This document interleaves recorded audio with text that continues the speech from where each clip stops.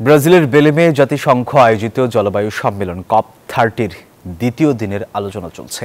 আলোচনায় অভিযোজন, অবকাঠামো, পানি, বর্জ্য, স্থানীয় সরকার, বায়ু ইকোনমি, বৃত্তাকার অর্থনীতি, বিজ্ঞান প্রযুক্তি এবং কৃত্রিম বুদ্ধিমত্তা এই বিষয়গুলোর উপর গুরুত্ব আরোপ করা হবে।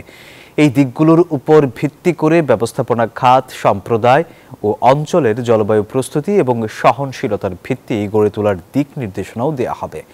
সম্মেলনের প্রথম দিন আলোচনার মূল বিষয় ছিল পরিবর্তিত জলবায়ুর সঙ্গে খাপ খাইয়ে নেয়া, কারণ কার্বন নিঃসরণের জেরে জলবায়ুর বেহাল অবস্থা কমাতে ব্যর্থ হয়েছে দেশগুলো, যার মাসুল গুনতে হবে বাংলাদেশের মতো ক্ষতিগ্রস্ত দেশগুলো। 11 নভেম্বর শুরু হওয়া এই সামিট চলবে 21 নভেম্বর পর্যন্ত।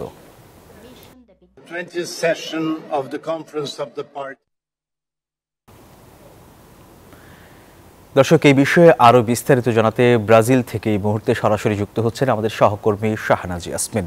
ইয়াসমিন, আপনাকে স্বাগত জানাচ্ছি। ইয়াসমিন, সম্মেলনের প্রথম দিনের আলোচনার মূল বিষয় ছিল পরিবর্তিত জলবায়ুর সঙ্গে খাপ খাইয়ে নেয়া, কেননা কার্বন নিঃসরণের জেরে জলবায়ুর ভয়াবহ অবস্থা কমাতে ব্যর্থ হয়েছে দেশগুলো। এমন আবহে জলবায়ুর ন্যায় বিচার, অভিযোজন এবং অর্থায়নের মতো গুরুত্বপূর্ণ বিষয়গুলোতে বাংলাদেশের দৃঢ় অবস্থান কতটুকু ফলপ্রসূ হবে বলে মনে করছেন আপনি? সোহাগ, আপনাকে অসংখ্য ধন্যবাদ জানাচ্ছি। এই মুহূর্তে আসলে সারা বিশ্বের যারা পরিবেশবিদ, পরিবেশ বিজ্ঞানী সহ যারা বিশ্বের বিভিন্ন দেশের প্রধান যারা আছেন তাদেরও সব মনোযোগ ব্রাজিলের বেলেম শহরের দিকে, কারণ এখানে হচ্ছে প্রতি বছর এর যে জলবায়ু সম্মেলন হচ্ছে সেটা, এবং এবার হচ্ছে COP30। এর আগে 29টা এই জলবায়ু সম্মেলন হয়েছিল পৃথিবীর বিভিন্ন দেশে। এবার ব্রাজিলে হচ্ছে বেলেম শহরে, এবং বেলেমে হচ্ছে এই কারণে, এই বেলেম শহরটি হচ্ছে অ্যামাজন যে রেইন ফরেস্ট তার পাশে, এবং ব্রাজিল সরকার এবারের আসলে যে থিমটি করেছে এই এবার কপ সম্মেলনে, সেটা ভিত্তি করেছে অ্যামাজনকে বাঁচাও, পাশাপাশি অ্যামাজনের মতো সারা বিশ্বের যে বন রয়েছে, জঙ্গল রয়েছে, যে জলবায়ু প্রভাবে যেগুলো ধ্বংস হচ্ছে সেগুলোকে বাঁচানোর থিম ধরেই এবারে আসলে জলবায়ু সম্মেলনটি অনুষ্ঠিত হচ্ছে এই ব্রাজিলের বেলেম শহরে, এবং 10 তারিখে শুরু হলো উদ্বোধনের মধ্য দিয়ে। আপনি যেটা বলছিলেন, আজকে দ্বিতীয় দিন চলছে, এবং আজকে দ্বিতীয় দিনের যে আলোচনার বিষয়বস্তু সকাল থেকে হচ্ছে সেটা বিভিন্ন ভাবে হলো স্থানীয় সরকারের, সারা বিশ্বে আসলে স্থানীয় সরকার যদি শক্তিশালী হয় সেই দেশ তত বেশি উন্নত থাকে, এবং স্থানীয় সরকারকে শক্তিশালী করতে হবে, একসাথে বিজ্ঞান প্রযুক্তির ব্যবহার কিভাবে বাড়ানো যায়। তবে এবছরের এই জলবায়ু সম্মেলনের বড় একটি বিষয় আমরা জানি যে AI অর্থাৎ কৃত্রিম বুদ্ধিমত্তা দিয়ে সারা বিশ্বে মানুষ যত বেশি আধুনিক, যত বেশি উন্নত বিশ্ব, তারা তত বেশি এটা ব্যবহার করে নিজেদের প্রযুক্তি বাড়াচ্ছে, উন্নয়ন ঘটাচ্ছে। এই কৃত্রিম বুদ্ধিমত্তা ব্যবহার করে যে দেশগুলো তাদের উন্নয়ন ঘটাতে চাচ্ছে, এর ফলাফল, ভালো দিক মন্দ দিক নিয়ে আলোচনা হচ্ছে সকাল থেকে।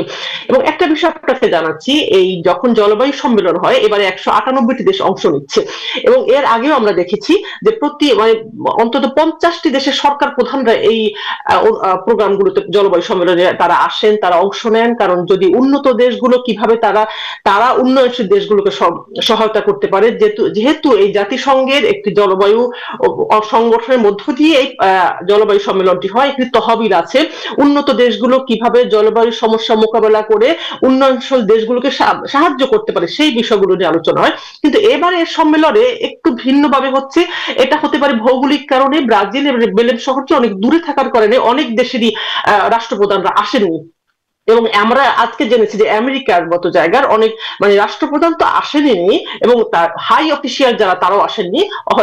সরকারের খুবই গুটি কয়েক লোকজন এখানে এসেছেন। চীনেরও একই রকম শুনেছি, রাশিয়া থেকে একই রকম, এবং বাংলাদেশের এখন যে সরকার প্রধান উপদেষ্টা রয়েছেন ডক্টর ইউনূস, উনি গত বছর আজারবাইজান যখন হয়েছিল কপ সম্মেলন সেখানে যোগ দিয়েছিলেন, কিন্তু এবারও উনি তো আসতে পারেননি। বাংলাদেশের পরিবেশ উপদেষ্টা রেজওয়ানা হাসানের আসার কথা ছিল, গতকালকে আমার সাথে তার কথা হয়েছিল, উনিও আসবেন না। আমরা জানতাম যে উনি 14 তারিখে এখানে যোগ দিবেন। সেই হিসাবে বাংলাদেশের আমরা যেটা জানছি, মৎস্য প্রাণী সম্পদ উপদেষ্টা ফরিদা আক্তার আসবেন, এবং বাংলাদেশের হাই কমিশন যেখানে ব্রাসেলিয়া বা ব্রাজিলের যে রাজধানী, সেখানে বাংলাদেশের হাই কমিশন আছে, সেই হাই কমিশনার এখানে যোগ দিবেন বাংলাদেশের পক্ষ থেকে। এবং বরাবরের মতো বাংলাদেশও এবার নিজেদের যে তারা যে জলবায়ুর প্রভাবে কতটা ক্ষতিগ্রস্ত, অতি বন্যা, অতি খরা, বেশি গরমে গরম যখন থাকে বেশি গরম, শীত হলে বেশি শীত, যতগুলো দেশ আসলে আছে বিশ্বের মধ্যে উন্নয়নশীল দেশগুলো জলবায়ুর কারণে ক্ষতিগ্রস্ত হয়, বাংলাদেশ তার মধ্যে অন্যতম। সে কারণে বরাবরই বাংলাদেশ চায় তাদের এই ক্ষতি। জি ইয়াসমিন, আপনাকে ধন্যবাদ।